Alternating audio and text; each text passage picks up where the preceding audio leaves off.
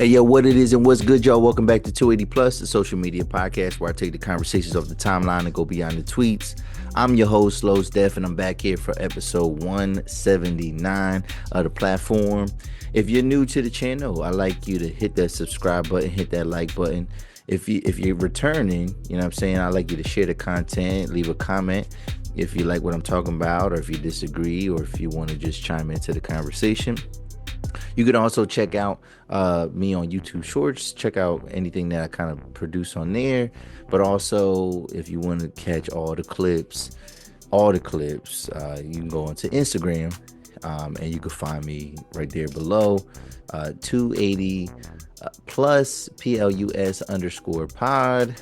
Right, that's 280 PLUS underscore pod, and then you can find all the content and interact, and it's maybe a more interactive experience there, but like, yeah, definitely flood the YouTube and show some love. So man, we back here, and yeah, man, this is a time right now of there's gonna be like a lot of transformation just happening in general, and I'm here, I'm trying to turn lemons into lemonade. I'm turning grapes into wine. You know what I'm saying? I'm turning marshmallows into s'mores. You know what I'm saying? So I'm taking pieces and I'm trying to make the best of what I got, right?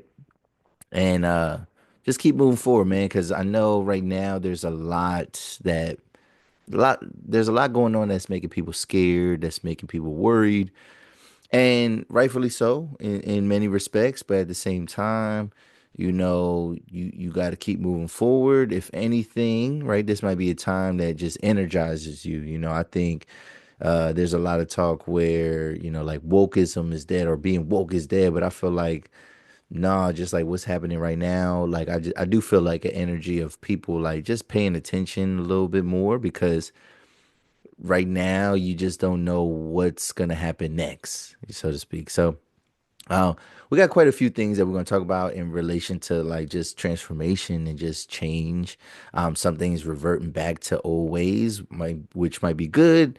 And then just other things that are happening that might be a little bit disheartening in terms of transformation, but something that we got to kind of get through anyway. So we are going to talk about, we got some fun stuff to talk about. We got some like light stuff to talk about. We're going to talk a little bit about one of America's favorite companies and some of the changes that they're going to be making to kind of go back into how things were pre-pandemic. Then we're going to talk a little bit about money. We're going to talk a little bit about money. We're going to talk about this idea of millennials and their phantom wealth, right? That's a term right there, phantom wealth.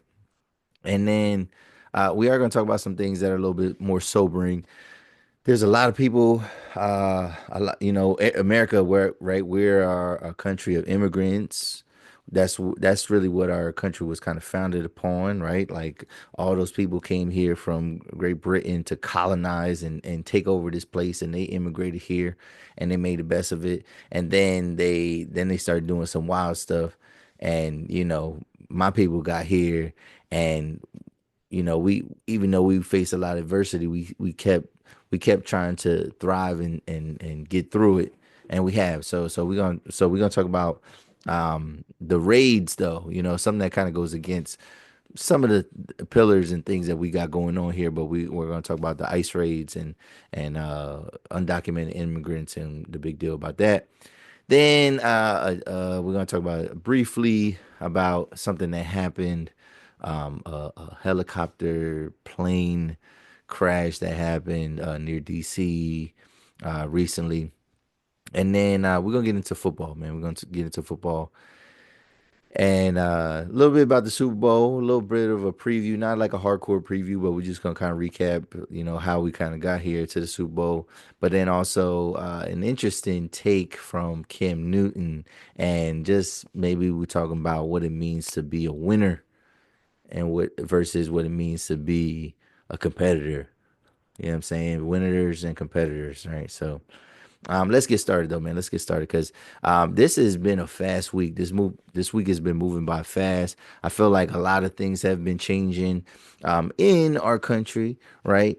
But again, some certain things might be, somewhat light and somewhat good, So I don't know if y'all heard, just in terms of one of our favorite companies, which is Starbucks, right? Like a lot of people love Starbucks.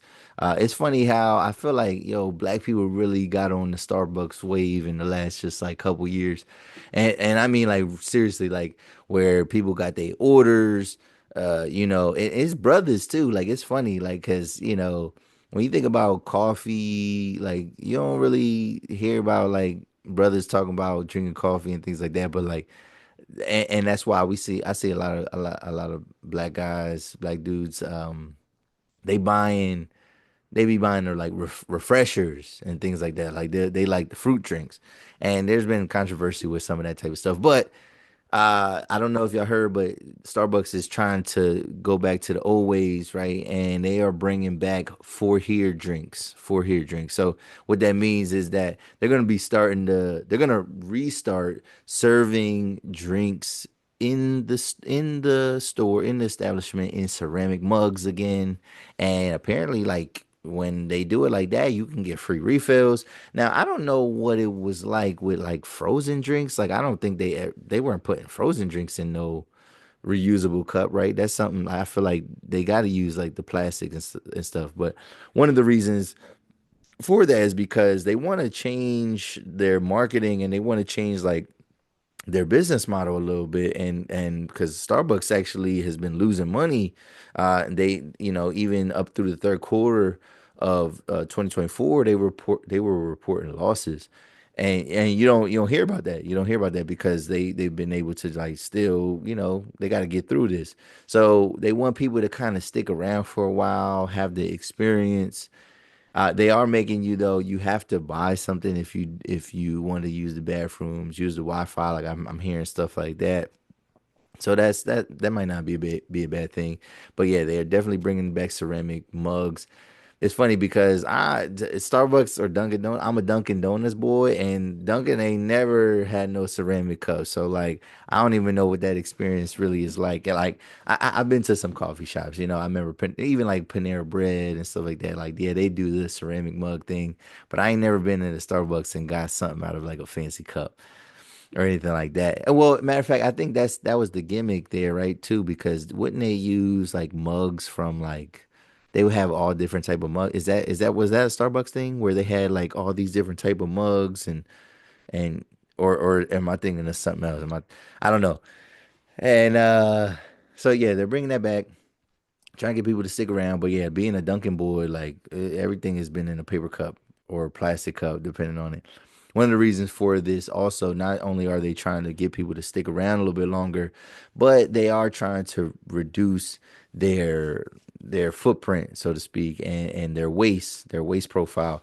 And they did this tracking where I think they put these like special trackers on like 36 different cups, and they found that only four of these cups made it to recycling centers. Even though some people do recycle their cups, only four of them got in there. So they felt like, yeah, that's a really, really low percentage, and so we need to do things to kind of curb that, right? Like, like that's how they're making the money. They make the money off the cups, so to speak, and that's how they track sales with these type of things. Like the ingredients themselves, they have so much of that type of stuff that it don't really cost them that much. All that is profit. You know what I mean? That's the profitable part of it.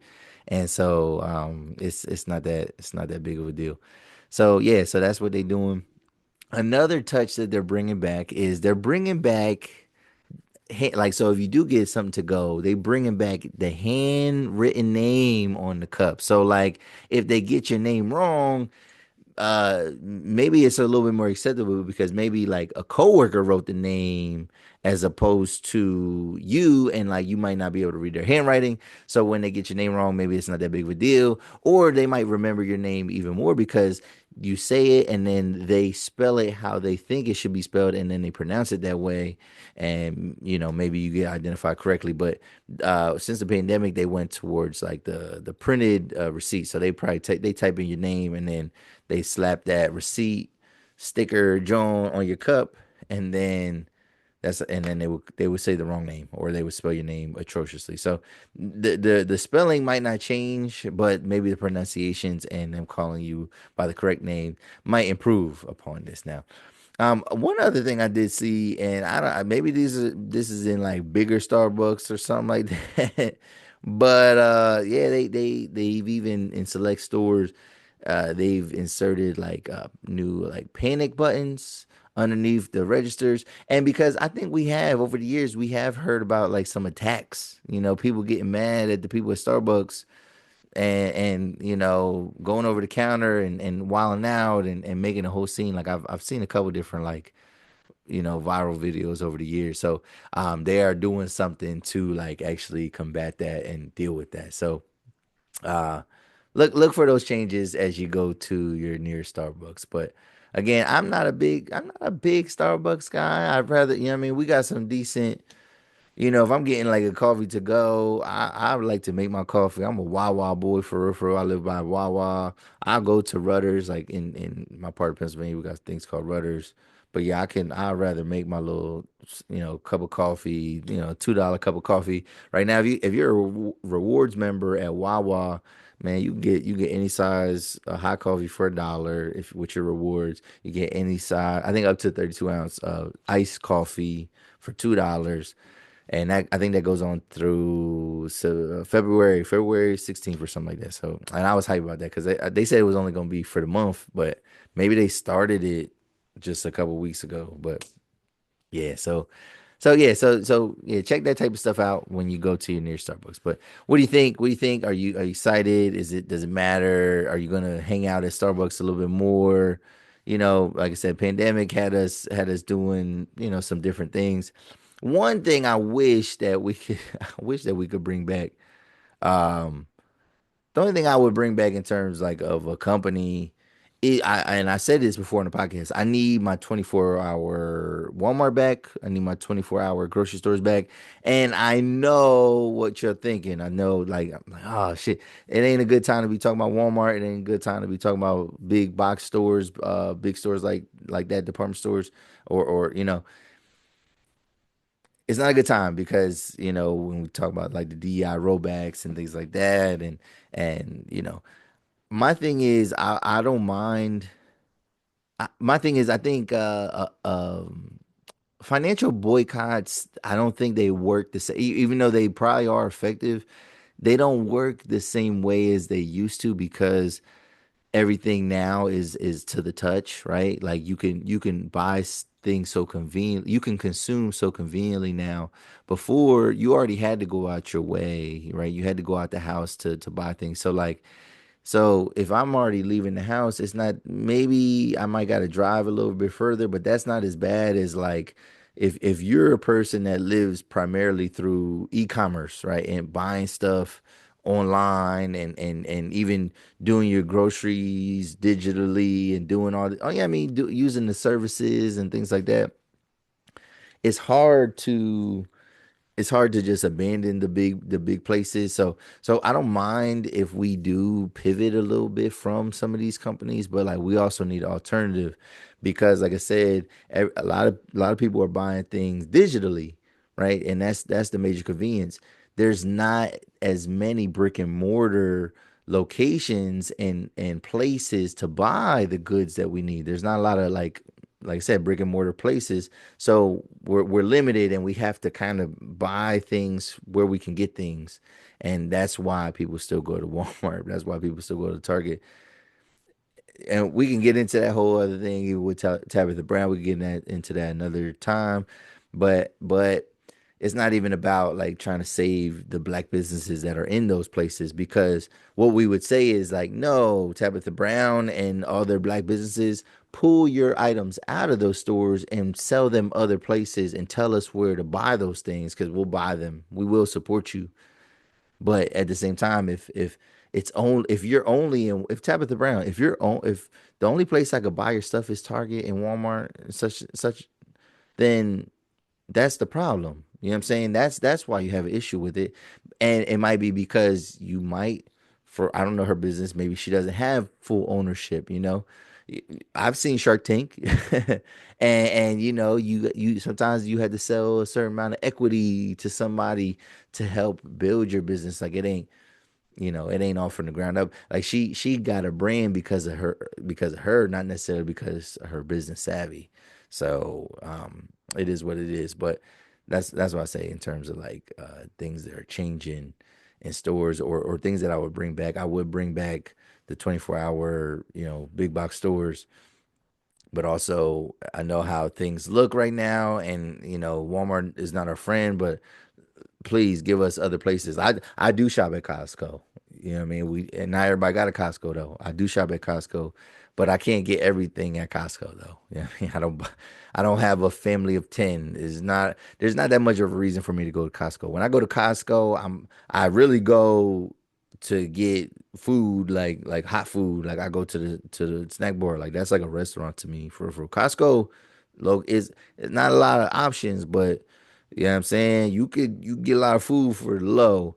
I go for the samples, and then I go for like if I'm a guest somewhere and I'm supposed to bring something, I'm gonna go to Costco first. I'm gonna go to Costco and to get something, a big thing to share with everybody, whether it's a pastry, whether it's a veggie tray, whether it's whatever it is, and then I might find some things. I have bought some clothes from Costco. They be having Banana Republic stuff in there.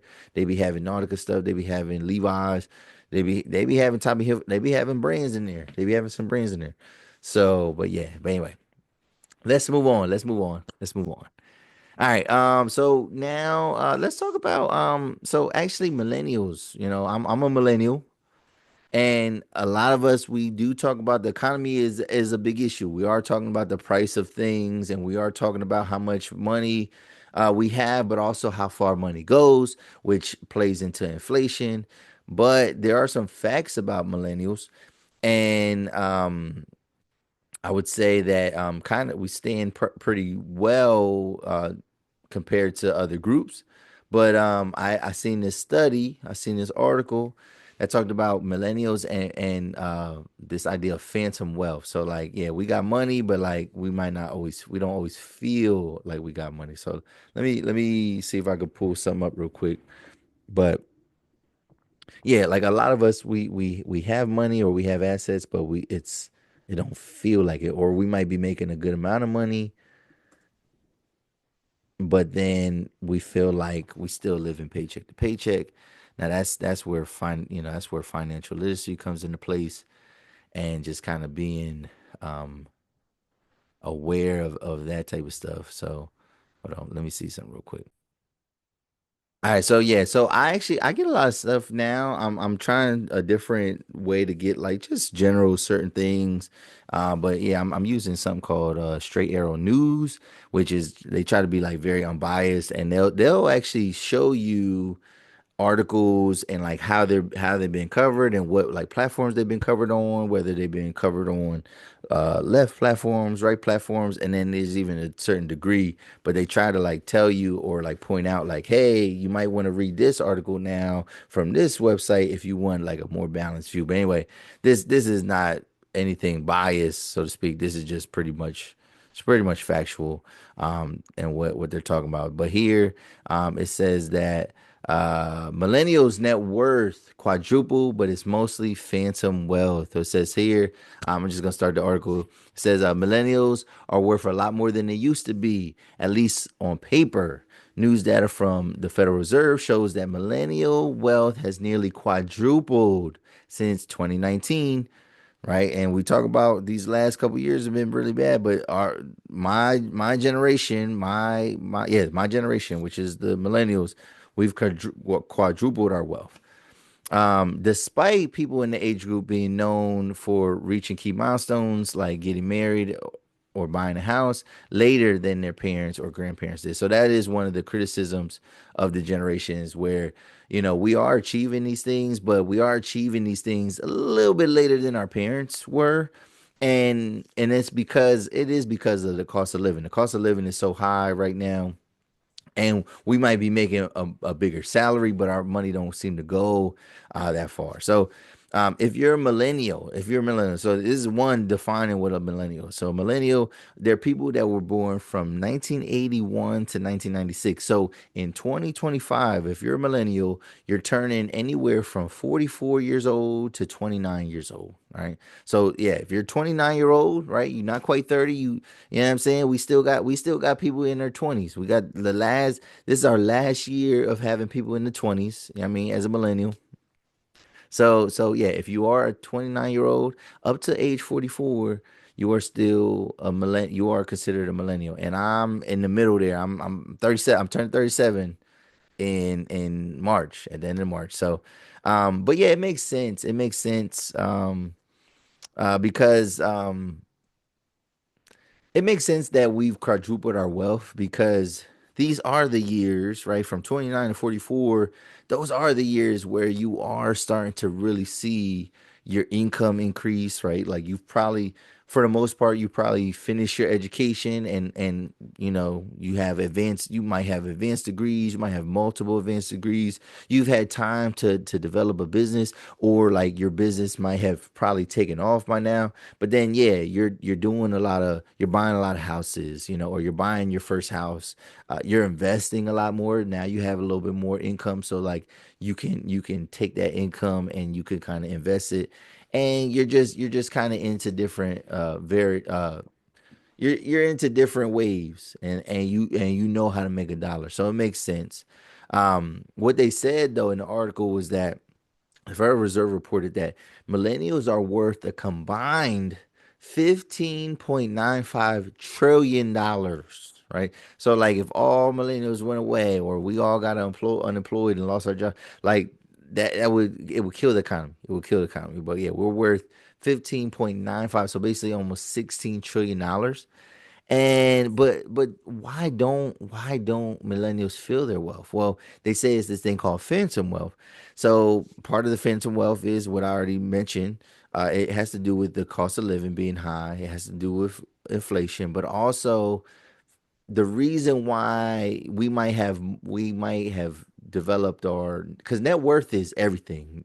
Your net worth is not necessarily what you have in the bank, but that's one of the factors. It's what you have in the bank, but it's also everything that you own, all of your assets, including your investments. So yeah, like our a lot of people that are millennials right now, and this is the age group 29 to 44, where your money is now tied up into stocks, right? So yeah, you could pull that money out, but it's not liquid. Like you have a lot of money, but it's not liquid. You have your money in 401ks, and a lot of people talk about 401ks and Roth IRAs, but then also mortgages, and like you're building equity in that.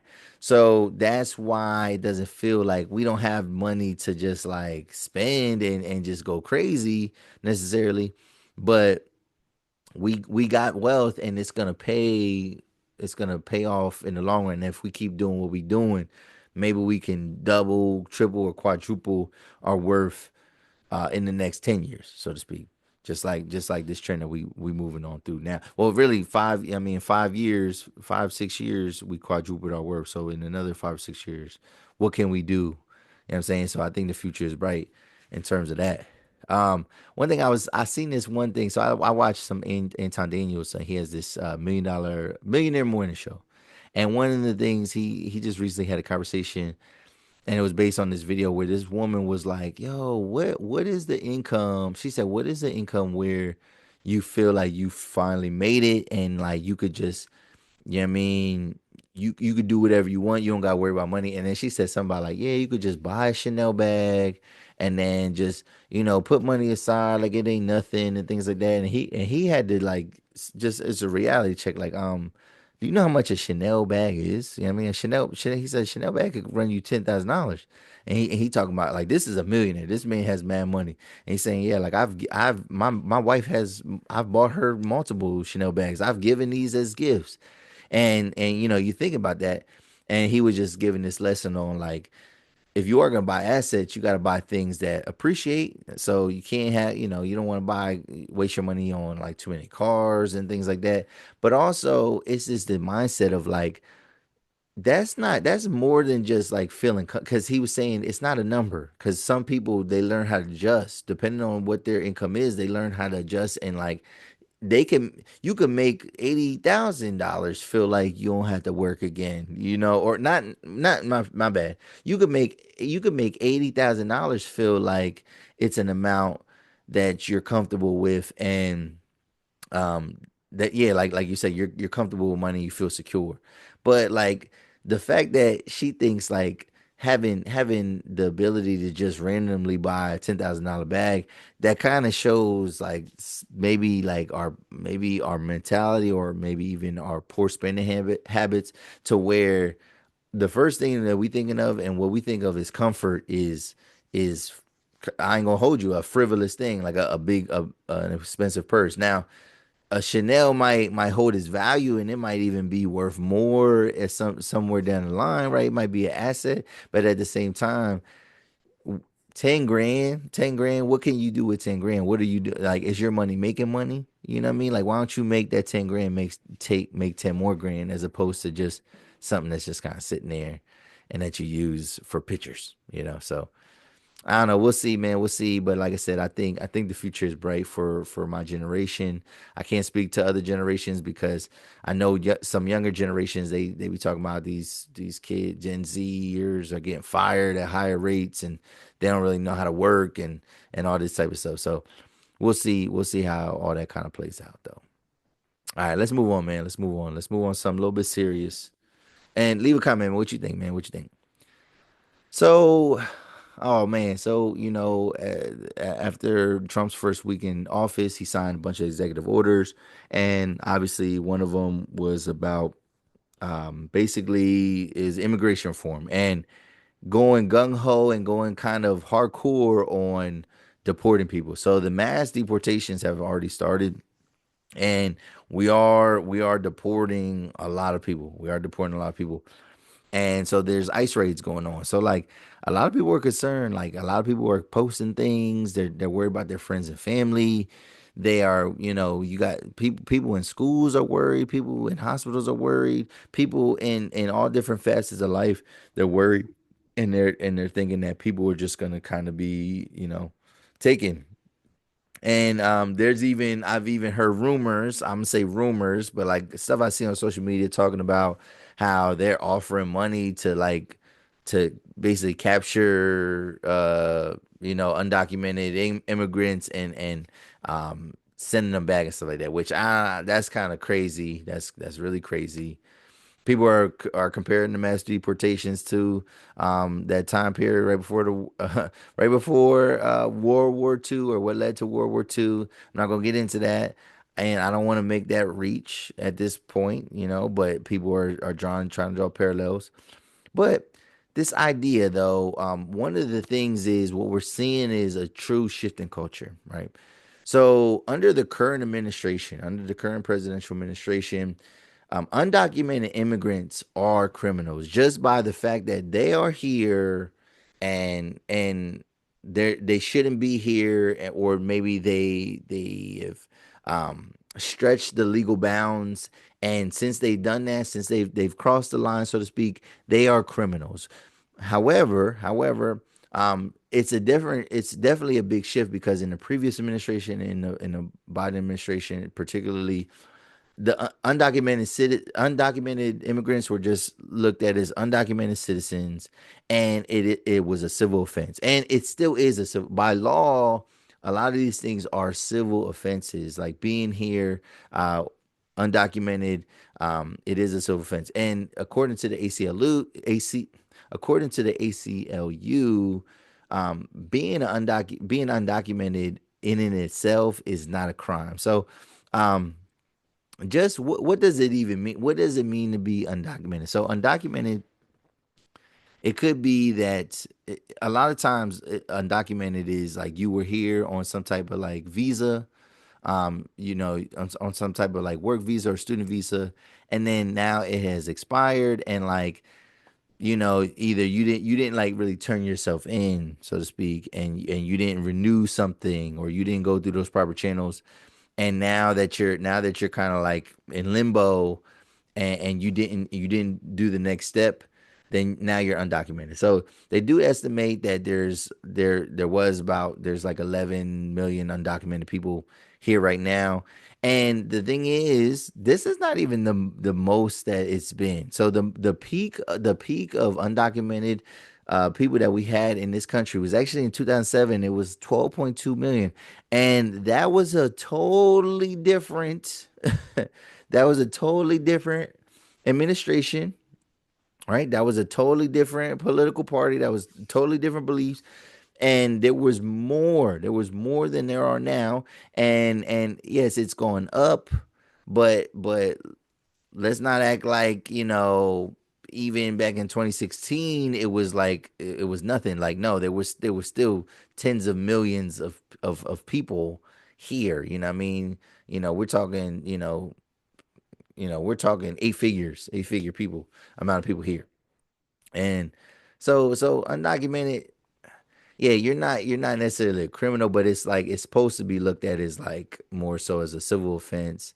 And obviously, if you do something that is criminal and you have this like undocumented status, then yes, you probably you're more likely to, you don't just get put in our jail. Yeah, you more likely are to be deported. And yes, nobody wants a free range of criminals, but like, what do you think is the percentage of people that are undocumented here? What do you think the percentage of those people are actual criminals? Like, what percentage do you think it is? It can't be that. What percentage of our citizens are criminals? Like, that's like think about it like that, and like it's gonna be comparable. It's not, and if you disagree with that, then it does show your bigotry. It does show your racism. It does show your prejudice, because you are already assigning criminality to black and brown people. Because, and again, you don't say this to like Ukrainian immigrants, right? Or undocumented people, because there's some people here from there because of the war relief. And there are going to be times where some of those people, they don't necessarily check in and do what they got to do, but they're a citizen here. Like I don't say a citizen, they're a member of society. You know what I mean? Like they're paying taxes, they have a job, they're doing all this type of stuff. It's not like they work a job and everything is under the table. Like, no, these people have real careers. And but yeah, we don't automatically look at everybody like that as a criminal. The problem is, though, is that and somebody pointed this out to me, man. It's like, yo, watch, man, these bodegas, these corner stores that are owned by different cultures, whether they Asian, whether they Indian, whether they Arab, whether they're Jamaican, or African of some descent. If you start seeing those places like close down, those local businesses, then something is up. Then like, yo, they really are getting the people. And I don't know, man. It's a strain on our economy, man. Just losing all these people. I just seen a video where this truck driver was talking about how he goes to California and he picks up a load, and he normally be having like 24 pallets of produce. He's saying he had about 12 pallets, and it's because they don't have anybody to pick the produce. So we're gonna feel this. We are gonna feel this. And just this idea that, like, I know, yeah, we wanna make our country great, right? But like, at what cost? Like, we don't have to purge, and take away good people just to fit some type of narrative. Yes, if we can track down, we do need to stop people from just like hopping borders. We do need to get people like that, but people that did come here through proper channels, that maybe they kind of got lost by the wayside, just, or kind of swept under the rug.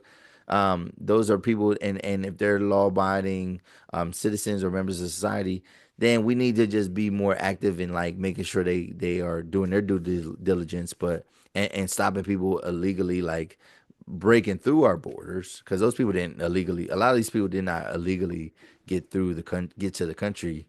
They've been here, but you're gonna be surprised at how many people around you start to disappear. Now, again, I'm knocking on wood.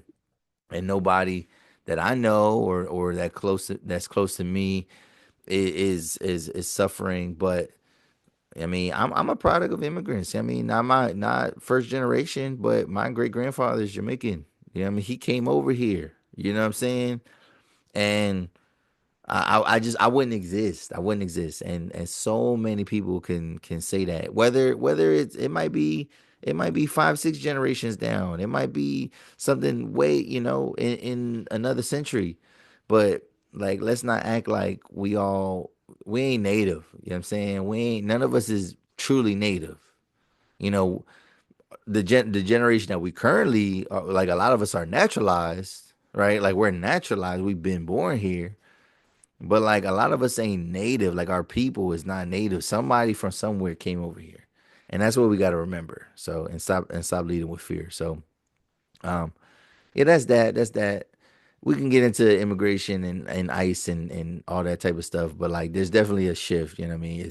It's not they don't look at it as undocumented immigrants. It's illegal immigrants. And versus and there's a difference. There's definitely a difference.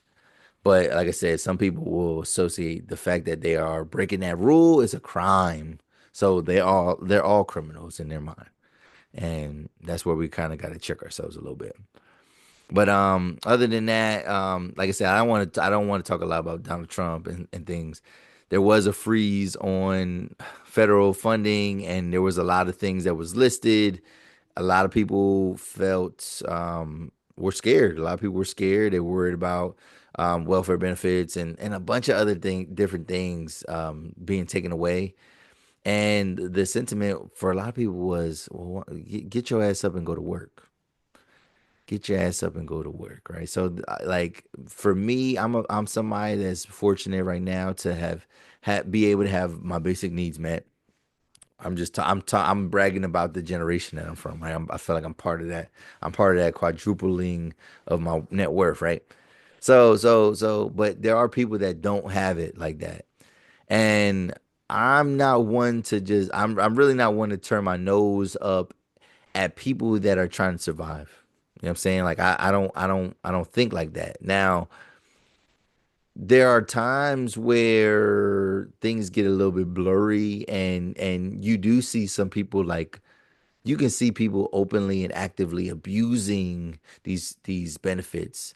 And of course, automatically we're going to say, yeah, it's to weed those people out, but like that's not how it works. That's not how it just doesn't automatically work like that. You can't get rid of the bad actors all in and of itself, right? Like a lot of good people get hurt beforehand. Before we get on to the people that's not doing what they're supposed to be doing, you get a lot of innocent people first.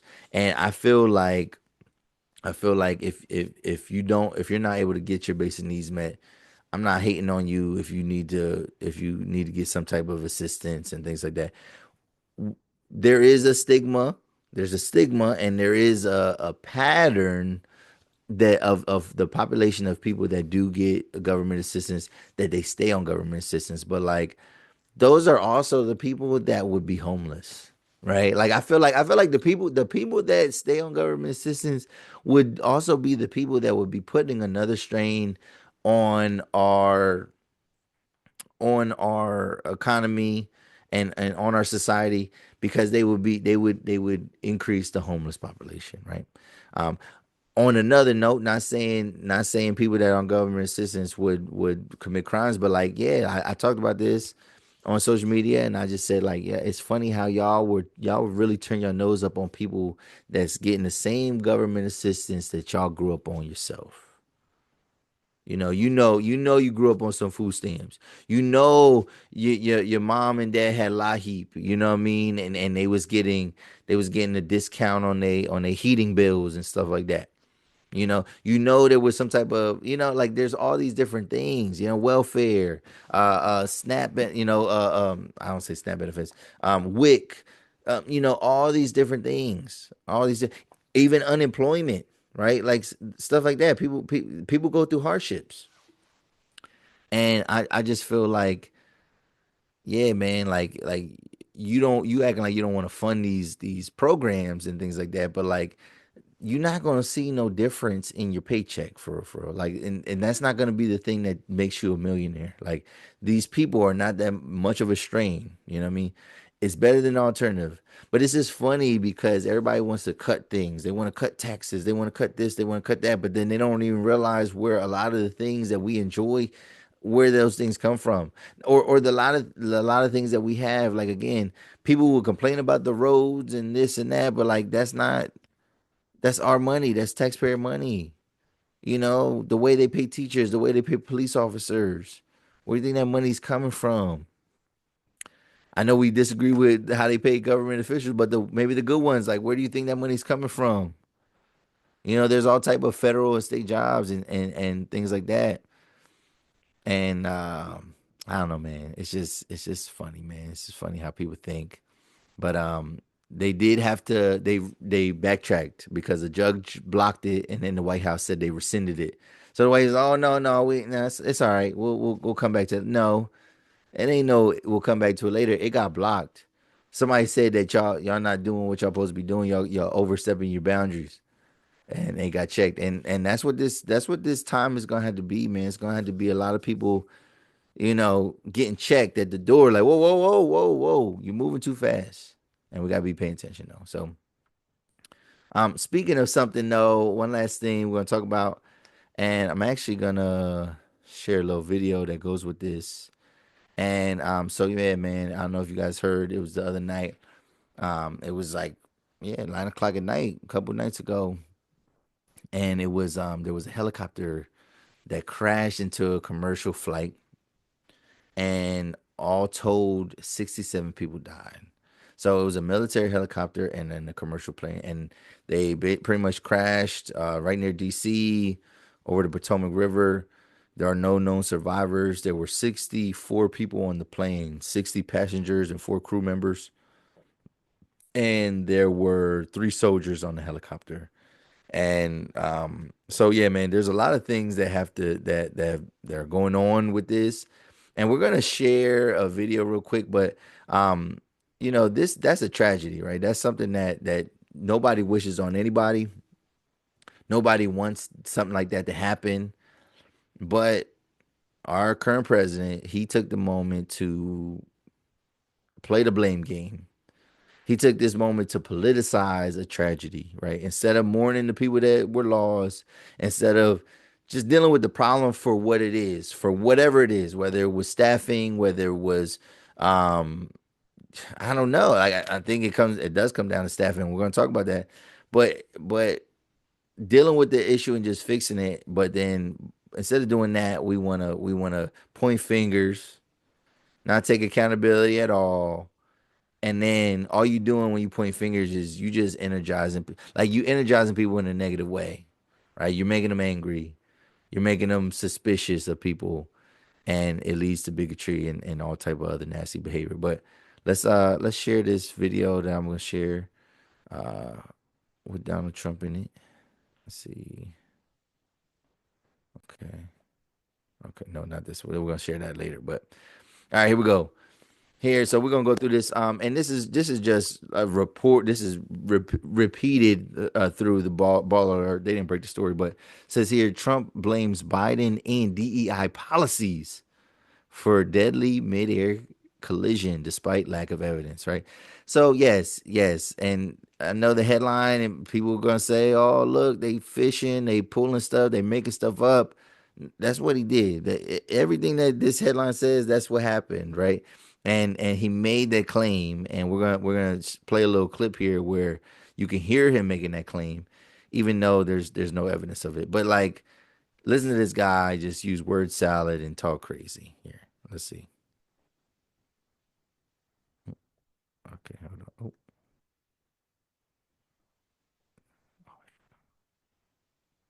put diversity into the FAA's program. Then another hold on. Let's go back. Article, the Federal Aviation Administration, this was before I got to office, recently, second term. The FAA is actively recruiting workers who suffer severe intellectual disabilities psychiatric problems, and other mental and physical conditions under a diversity and inclusion hiring initiative spelled out on the agency's website. Can you imagine? These are people that are, I mean, actually, their lives are shortened because of the stress that they have. Brilliant people have to be in those positions, and their lives are actually shortened, very substantially shortened because of the stress, where you have many, many planes coming into one target. Office, they put a big push to put diversity into the FAA's program. Okay, so that's what, yeah, that kind of played it back, whatever. So he's saying that the FAA hired people with intellectual disabilities, and all this was DEI, right? What? What makes you go there? So you're saying that the people, again, intellectual disability, we used to call that mental retardation. Like that's what intellectual disability is now. That's what it is. So he's making a claim that they have a bunch of people that are underqualified working these positions, right? But again, this is a federal job too. And what did somebody do? They cut federal jobs, right? So On let's look at DEI this. and the claims that you've made, are you saying this crash was somehow caused and the result of diversity hiring? And what evidence have you seen to support these claims? It just could have been. We have a high standard. We've had much higher standard than anybody else. And there are things where you have to go by brain power, you have to go by psychological quality, and psychological quality is a very important element of it. These are various very powerful tests that we put to use, and they were terminated by Biden, and Biden went by a standard that's the exact opposite. So we don't know. On DEI and the claims that you've made, are you saying Wow. Wow. All right. So that again, it's Biden. Biden did this. Biden did this. You know what I mean? Yeah, if Biden wouldn't have did this, then, maybe like that's a wild claim. You're the president now. And like it or not, like nobody else in the past has been able to like pass blame and and it be acceptable. Like nobody's ever been able to pass blame and it be acceptable. Like everybody's had to eat the blame at some point in time. Every president, whether they started something or not. Let's keep going. So it says a passenger jet collided with a helicopter while landing at Ronald Reagan National Airport in Washington. Officials say search and rescue is ongoing. They have not found anybody. But here, they talk about how Trump fires heads of TSA, Coast Guard, and guts key aviation safety advisory committee. So yeah, a lot of people from the FAA kind of like lost their jobs recently. And one article that I did read, it talked about kind of that essentially they were essentially understaffed. Like there was an article I read where a woman that works for FAA said that like somebody was doing the job of like two people. So again, that could be another method to blame the other side and things like that because yeah, like who did this, who did what, but at the same time this happened and there's ways that this could have possibly been avoided. One of the things that we know is that some of these people that were on the plane were figure skaters. There's a big group from Philadelphia figure skaters, and then also like Boston and Nancy Kerrigan. That's her like home base, like Boston, and she, mourning. She's out there mourning the loss and talking about what happened. But we'll get more details as this goes on. But one thing I say is that neither one of the pilots were black, right? So if we're getting into that, but I think what we're saying now is the people. The people that work FAA and that work air traffic control, a lot of them have intellectual disabilities. That's what he's making a claim. And like, I don't know, maybe he's throwing somebody directly under the bus, but like, yeah, why do we have certain people in place? Right? Who's in charge of hiring? And I'm telling you, we're not hiring people that are we're not DEI in the sense of hiring people because they're black or because they're a woman, just because of that, that's the biggest myth there is. That's the biggest myth there is. Um, Because for the simple fact that black people don't get hired places if they don't have qualifications. They don't just get jobs if they're not qualified. Like black people that get jobs have the credentials, have the experience. They don't just be like, you know, let's check this box. You a black man. Like let's just they don't do that. Not realistically, they don't do that. What they do is, right, diversity is a strength in a company or institution or organization, right? Diversity is a strength because no matter what, you're never dealing with the same people that look like you. And yes, we are all Americans, but we're not the same. We all have different cultural values. We all have different ethics. We all have different cultural norms. And a lot of times, right, when we're dealing with one another, you need like people or different people in certain instances that can show you how to interact with other groups, right? Especially if somebody has been around other groups. But like you don't you don't hire the black guy to the company because he's a black guy, but you hire him because you have a lot of other people in the organization, and like again, he might not like, especially in management or something like that. He's gonna know how to talk to the black employees better, and relay a message maybe a little bit more clear than uh maybe the manager that is Caucasian, right? Like, diversity is not, we don't hire people that are of different cultures just because they're a different culture, right? They had to have the qualifications, right? So I don't know, man. We can get into that. We could talk about that all night, all day. But it is a little bit frustrating. But like I've never been hired from to any place because I was black. No, I got hired because I'm smart. I got hired because I have the paperwork, I have the credentials. I've been hired because I'm very personable.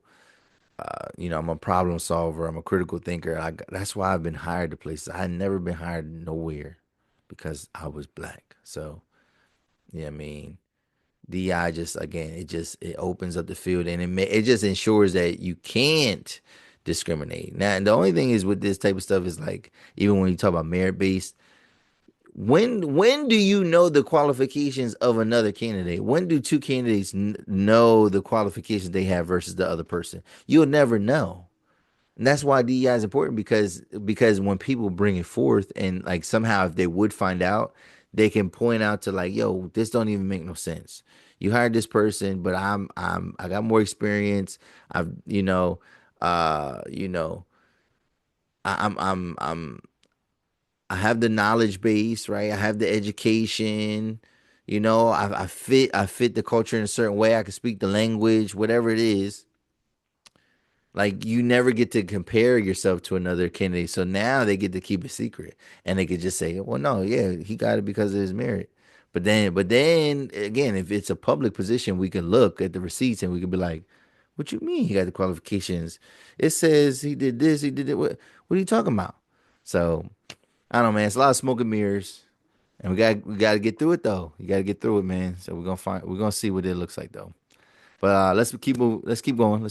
Let's move on. Let's go into sports. Let's go into sports. And very interesting thing I seen. I don't know how old this was. I'm assuming it's somewhat recent, but Cam Newton appears a lot on ESPN First Take now. He's like a regular contributor, and um, this what he said to Stephen A. Smith shocked him and it shocked me, but it didn't really shock me because then I really looked at, oh, okay, yeah, that makes sense, whatever. So let's take a look at this. Um, and we're gonna talk about like being a competitor, being a winner.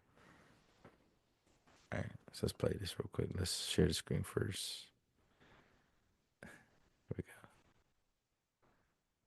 Here we go. All right, here we go. All right, so here it says Cam Newton says he wouldn't give up his league MVP for a Super Bowl championship, and then it's the big eyes.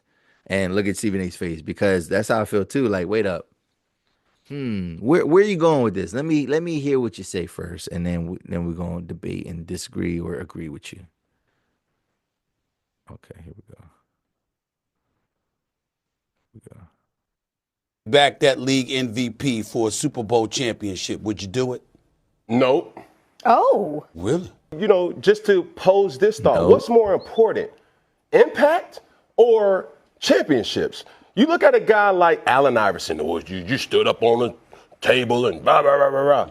Everybody's not going to be Michael Jordan. Everybody's not going to be Patrick Mahomes. Everybody's not going to be these individuals who have the luxury of saying, hey, I not only dominated this sport, but I also have championships to back it. The impact of you holding yourself accountable to say everybody has a responsibility to do.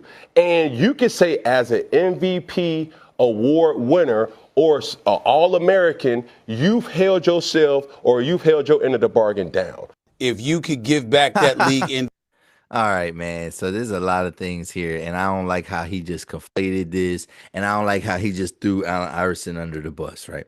So yes, um, I was in the I jumped in the comments, and I was like, what, whatever, and like there was a lot of people that was like, there was somebody that said, well, that's not a bad answer. It's just not a media friendly answer. It's an answer that the media won't like. Now, here's the thing. I'm not just going to come out and say like, oh, Kim is a loser, right? No, he's not a loser. You know what I'm saying? Cam is a competitor. Cam was for what he was, his style of quarterback, he was great. You know what I'm saying? He has greatness in him. You know what I mean, is he one of the top 10 greatest quarterbacks of all time? No, he's not. Might not even be, and that's the thing. He might not even be top 25 quarterbacks of all time. I mean, maybe top 50. I'll give him top 50. He's somewhere in the 50s, but he's not top 25. You know what I'm saying? And part of that is because he never won a championship. Now, I don't like, and this is gonna sound like a contradiction because I don't like ring culture.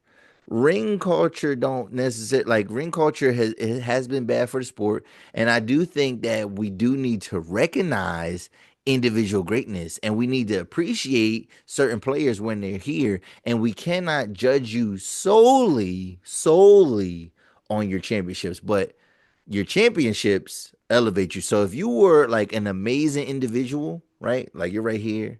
Like so it's like, all right, you're a champion. You're a champion. All right. So you're already high pedestal.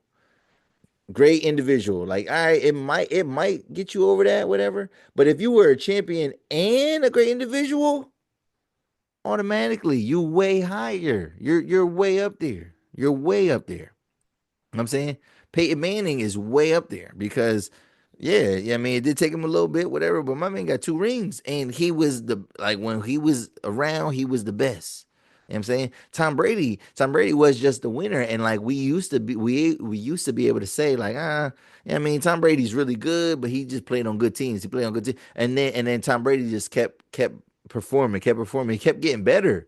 It seemed like he kept getting better, and then he won championship with another team. He got 7 rings, and yeah, Tom Brady is the greatest because not only he has all the records, he has all the records, and he's the best champion. He was already considered the best ever when he didn't have all the records, but then he was an individual, right? So for Cam Newton to say he wouldn't trade his MVP for a Super Bowl ring, it tells me everything I need to know about Cam. So Cam is a competitor, but Cam is not a winner. Cam don't care about winning. Cam cares about himself. Cam Newton has always cared about himself. You know what I'm saying? Yeah, he won the Heisman Trophy, he won a national championship. Now, Cam Newton, if they had a football Hall of Fame, just football Hall of Fame, in which like basketball is basketball Hall of Fame. There's no NBA Hall of Fame. It's the basketball and the Hall of Fame. So you can make the basketball Hall of Fame as a college player, as an international player, as a coach. You know what I'm saying? Like there's all you can make him coach in other organizations too, or other leagues. But the NFL Hall of Fame, no, is just the NFL. It does not count for your college, greatness. If there was a football Hall of Fame, Tim Tebow would be a Hall of Famer, but he definitely ain't no NFL Hall of Famer. You know what I'm saying? Like, and there's a lot of players that will go into. So maybe they would adopt something where it becomes the football Hall of Fame. However, that's not what it is, and because football is not an international sport, so they don't have all these different avenues. It would be like you would only create a football NFL or football. You would only create a football Hall of Fame if you want to just start including more people. That would be DEI, right? Like that's inclusion. I mean, we just including everybody. No, we it's just the NFL. So Cam Newton may never see the Hall of Fame, right? And it's partially is because he never won a championship. But the thing is, it's a bad answer for many reasons because when you win a championship, you literally can change a franchise, right? Like you literally can change the course of a franchise. You can change the course of a franchise. You can change so many things, right? You can change so many things. And he's talking about impact. He's talking about impact. And why did he throw Allen Iverson in there? Allen Iverson would probably give anything to have beaten the if Allen Iverson his one chance to get to the finals, and if he would have beat the Lakers, and that was the only championship that he ever won, we would crown him because he beat Shaq and Kobe. Like he would have interrupted their run, or if that might that actually was probably the start of the run, but like he would have disrupted that completely. You know what I'm saying? And he will be known as one of the greatest ever. He is one of the greatest ever, but at the same time, when you're just individually great, you have people have to keep reminding other people that you're great, right? Like we talk about Allen Iverson now, but like Allen Iverson does get forgotten in a lot of conversations, right? When we talk about like best two guards ever, for some reason Dwayne Wade is elevated. You know why? Dwayne Wade is a hell of a two guard, and he could be. I mean, you could argue that he's top five. You could argue that he's top three, right? But the reason for that is because he has these championships. It ain't because of it ain't just because of his individual stats, right? And sometimes people will put, him, other players over a guy like Iverson, but Iverson was like prolific, and we know, like, yes, Iverson had a cultural impact.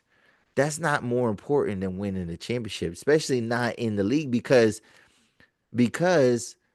a championship is the most impactful thing that you can do. It's the most impactful thing that you could do for your career. It's the most impactful thing that you could do for your fans. It's the most impactful thing that you can do for your franchise, right? A Super Bowl can save a franchise. It can make a franchise relevant, right? It creates a blueprint for success, right? If you win one Super Bowl, right, then all the other seasons, right, you're gonna be trying to figure out how do we duplicate what we did in that championship season, and like that becomes your blueprint. That becomes the culture, right? Championships create a culture within the organization. You know what I'm saying? You can win a Super Bowl and you can ride that wave for 10 years. Ask the New Orleans Saints, right? When did they won a Super Bowl in what, 2009? The Saints, even though they never got back to the Super Bowl, the Saints were relevant all the way through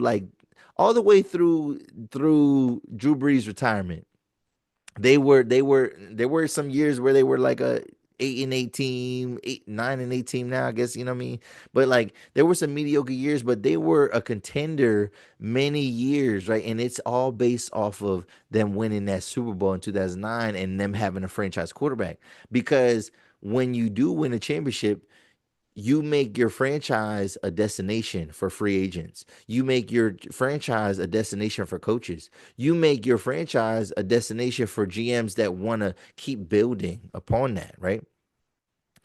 And it's one of those things where like let's think about the Carolina Panthers, right? So the Carolina Panthers, they after they lost that Super Bowl, they weren't relevant for that many years after that, right? So Cam Newton gets to the Super Bowl in 2015. He also wins the MVP that year, but he loses the Super Bowl to the Broncos. Now imagine that. Imagine Cam Newton beat Peyton Manning. That would be in the regular books forever. Like everybody would remember that. They wouldn't let it go.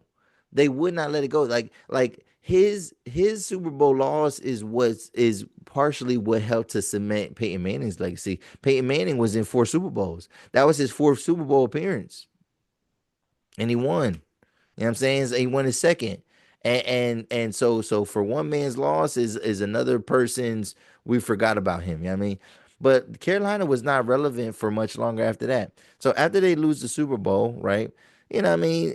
You think about the team, you be like, oh well, they didn't put nobody around them. Well, the team didn't know how to build after that. You know what I'm saying? When you lose a Super Bowl and then you feel like your leader didn't really give it his all, like a lot of people feel like he should have dove on that ball, like, or he should have dove. I mean, there's a lot of plays in the Super Bowl where people feel like, yo, Cam Newton could have did a little bit more to win that game, but you couldn't build around that team anymore.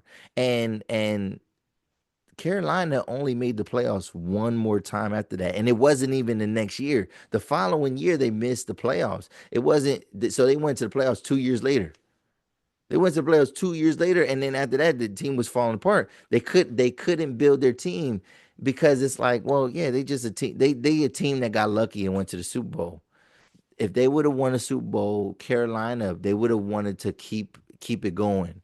Keep it going. They would have drafted the quarter. They would have been able to draft the quarterback of the future. They would have been able to. Cam Newton would have been able to pass the instead of like dying out with the franchise and kind of losing favor because the team sucked and they were losing. He would have been able to pass the torch to the next franchise quarterback. And let's say it's Bryce Young. I mean, they would have had all these other players. They would have been trying. If they would have won a Super Bowl, they would have got him. They would have got Cam Newton more receivers and tight ends and running backs, and they would have made the defense better. And like they would have did all these different things. So miss me with where you talking about a league MVP is more impactful than a championship.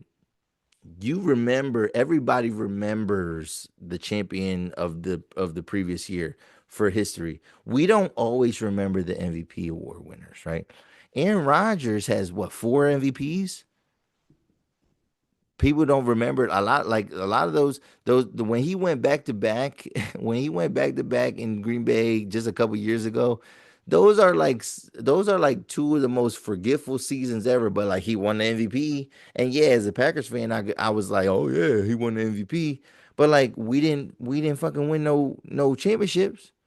You know what I'm saying? He didn't get his second ring. He didn't even get to the Super Bowl.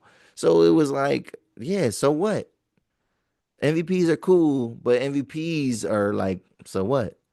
Championships are like, what you got to say now? You know what I'm saying? That's the difference.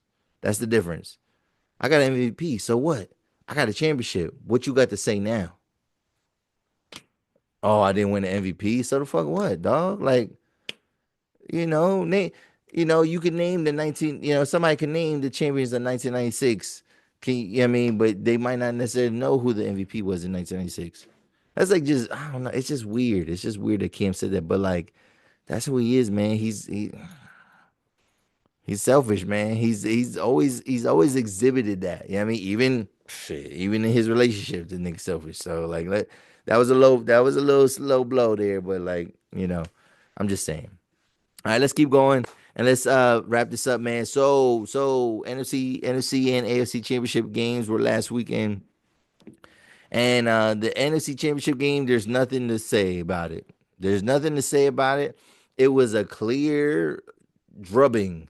The Commanders just did not have the firepower. They did not have what it takes.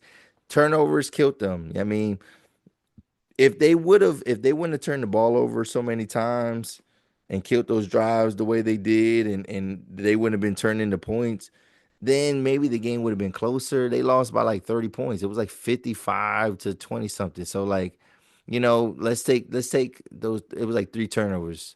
Let's say that's 21 points. Let's say they turned all those into touchdowns. Either you add 21 points to the Commanders or you take 21 points away. The Eagles still win that game. Saquon Barkley is the MVP of the league, and I hope they recognize that, and I hope that he wins it. I know that it's a regular season award, but he did something that hasn't been done in a while. He could have broken the record, and his team chose not to because they want to win a Super Bowl. He has to get a share of the MVP. He has to be a co-MVP. He has to be. He has to be. I don't care. You can now with Josh Allen or Lamar Jackson, you can pick either one of those guys. You can pick either one of those guys, but Saquon Barkley has to have a piece of that because he literally is the best player on the team. He literally makes them scary. Now the thing is with Saquon Barkley, it wasn't that when they got Saquon Barkley, It was, I was just, I don't want to say I was never hoping for him to get hurt, whatever, but I was definitely hoping for the worst. I was hoping for the worst. I was hoping that, like, oh, maybe he's not that good. You know what I'm saying? Maybe he don't stay healthy. I mean, maybe that's true. Bro, he's transformed that team and we're seeing who he is, man. We're seeing who he really is and like what it would look like. And really the league just let I mean, the Giants are they're haters. They're haters. They are bad marketers because they like what they made it. They even made us believe that Saquon was just like I mean, it's not that serious, y'all. It's not that he's good, but it's not that serious. We don't want to pay him $13 million is not. I know I mean in recent years running backs have burnt some teams.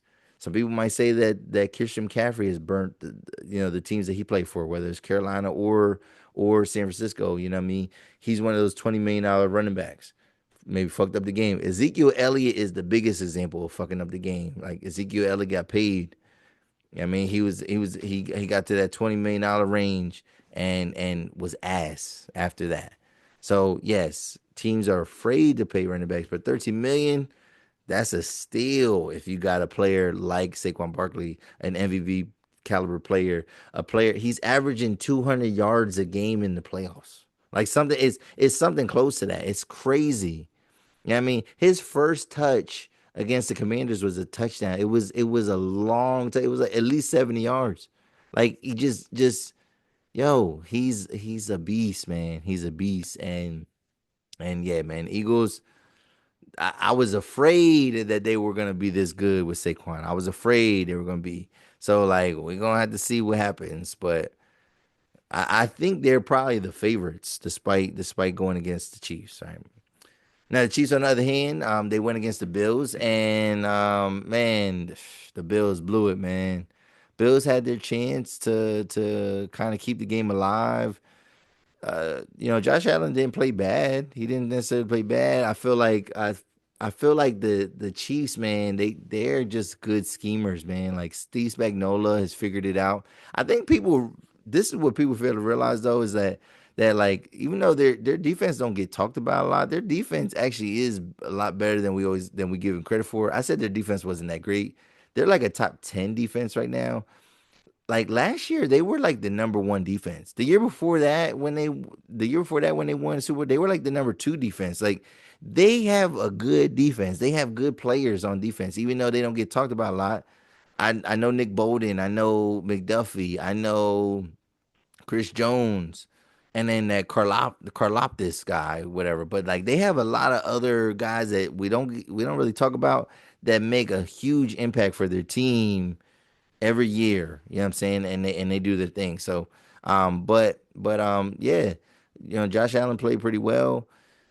He couldn't get it done and the game kind of ended basically when it was like a desperation throw, fourth down. I feel like he didn't read the defense correctly because not only was the cornerback at the line of scrimmage showing blitz, right? It don't matter if other people drop back. This guy's showing blitz, and then he rolled out right into the blitz. So it's like and then people want to blame Dalton Kincaid for not catching that duck that was just floating in the air. I think he made a good effort on it, but it wasn't enough. People were talking about the officiating with the Chiefs and Bills. I mean, I watched most of that game. I didn't think there was stuff that was that egregious. You know what I mean? There wasn't egregious calls in that game. There might have been some things, just like in any other football game. There's things that you could say like, oh, yo, that wasn't called fairly or that wasn't called evenly. It happens a lot in the NFL, just in general. But I don't think there was anything that was like, yo, there might have been a few, but like there wasn't. It wasn't like the Houston game. It wasn't like the Houston game at all.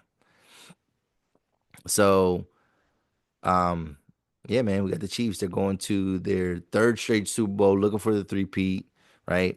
If Patrick Mahomes wins, it will be his third in a row, his fourth in five attempts, his fourth in five appearances. So, yeah, that's crazy, man. That's crazy. But who am I going for? Who am I going for? Well, it's crazy because the Chiefs they got a lot of weapons now on offense. I don't know if y'all realize that. So yeah, I mean they got Kareem Hunt is doing his thing. Pacheco is back. They have DeAndre Hopkins. They have the only person they don't have is Rashee Rice, whatever. But they have Hollywood Brown. They have Xavier Worthy. They still have Travis Kelce. They got mad weapons on offense. They got mad weapons on offense. So they're going against the Philadelphia Eagles, a really good defense, really good offense. Both of them have good offenses and defenses. This is a pretty even matchup. Even though the Chiefs, it looks like they've been helped by officiating, and it looks like they just been kind of skating by. They are actually a really good team. And Super Bowl prediction, just a light prediction.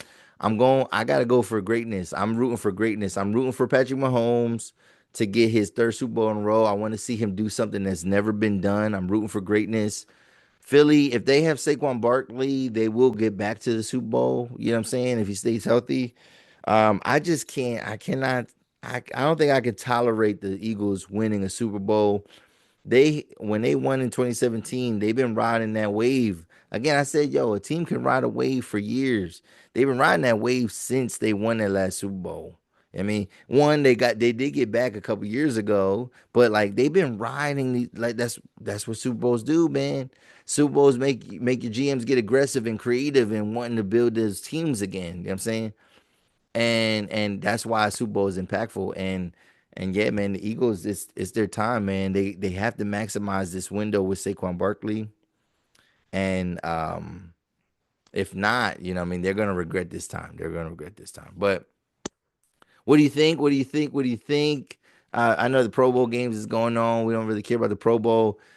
Man, I can't wait to do some new content because I do have some stuff in my head that I'm working on. I don't want to give you too many ideas, but I got a special little guest that I want to bring on, but I'm trying to set up the situation the right way. I want it to be great.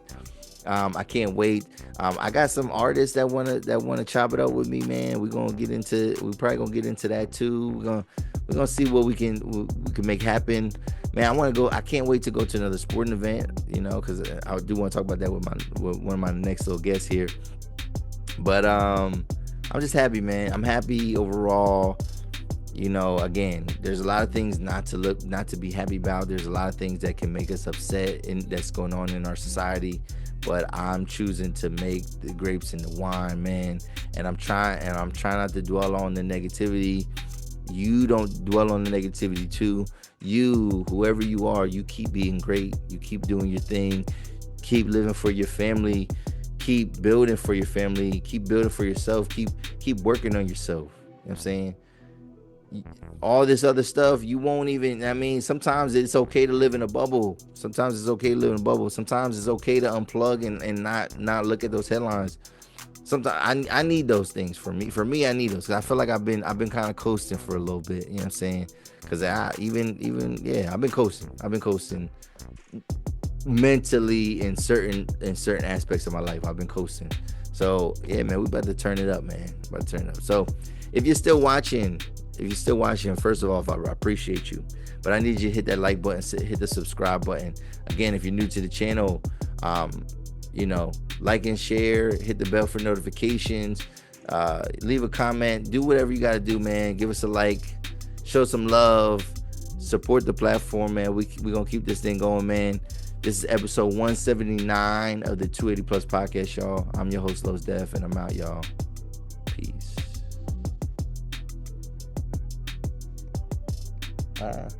We go. Peace. All right, peace.